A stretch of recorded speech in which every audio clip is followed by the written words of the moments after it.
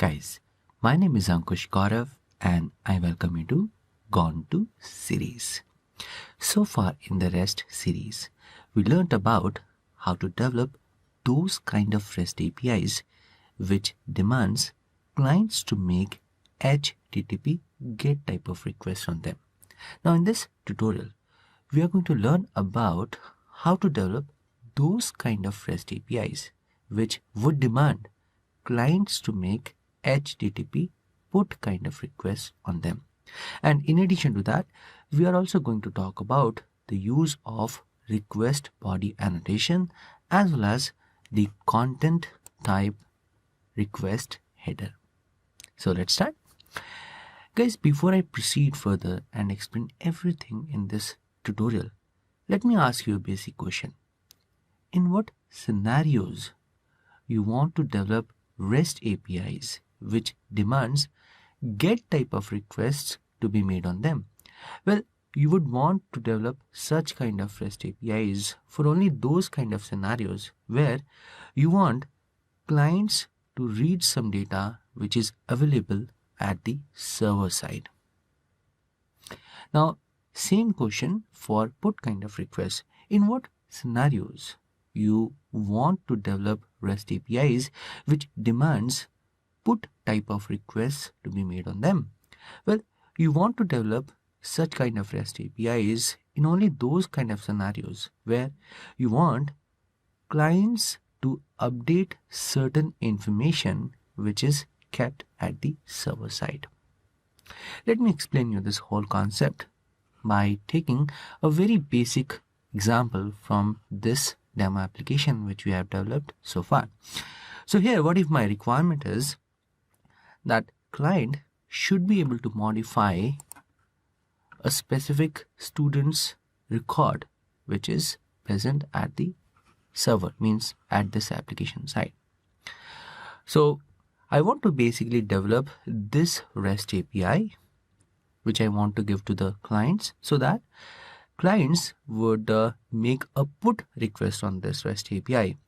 And in this REST API itself, clients would need to specify the name of the student which they want to modify at the server side. And along with the request, clients would also need to specify the information, maybe in the JSON format or in the XML format, which they want to update, which corresponds to this particular student at the server side. So question is, what tasks I need to perform in the application to develop this REST API? Well, the only task that I need to perform to develop this REST API is to include a new REST API controller method in the student info REST API controller.java class. So let us do one thing. Let me include this new REST API controller method in the student info REST API controller.java class, and later I would explain every single related concept in detail. Alright, so let's start. So here I'm done with including this new REST API controller method to develop this REST API. So after developing this REST API, after including this REST API controller method here, now when a client is going to make a put request on this REST API, and when it is going to send some specific information, in the JSON or in the XML format along with this request, this application is going to make a call to this REST API controller method because of this request mapping annotation.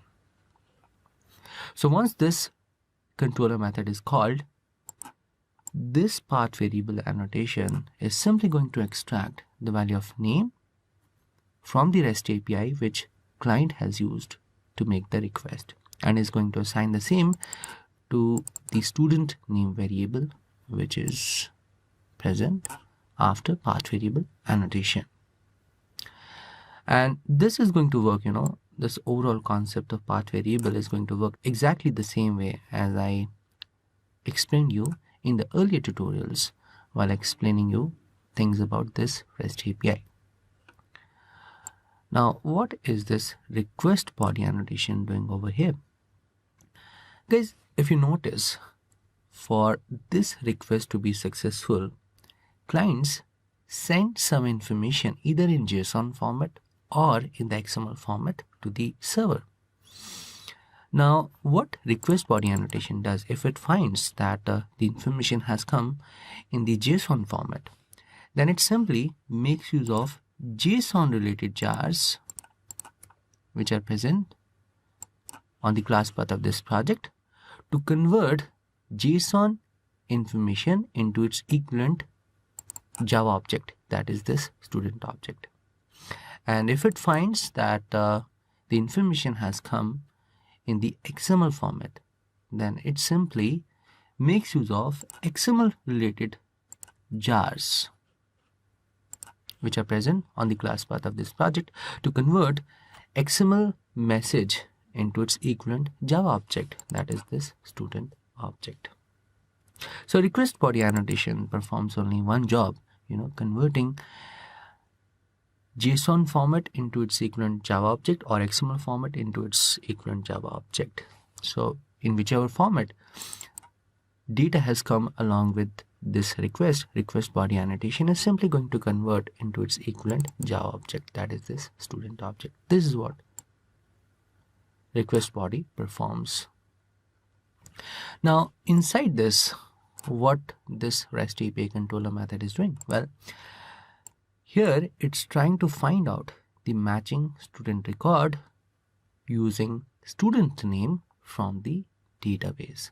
And once it has been successfully able to find out the matching student record from the database, it's going to simply update that student record using this information which client has sent along with the request.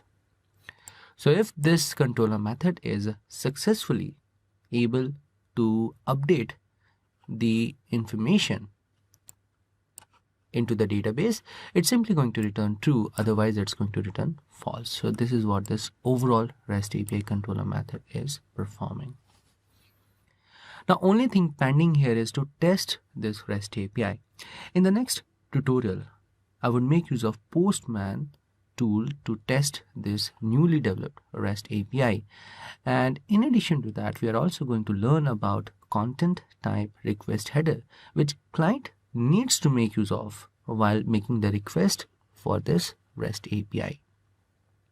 Alright, guys, a big thank you for learning REST API concepts using Spring MVC framework with me.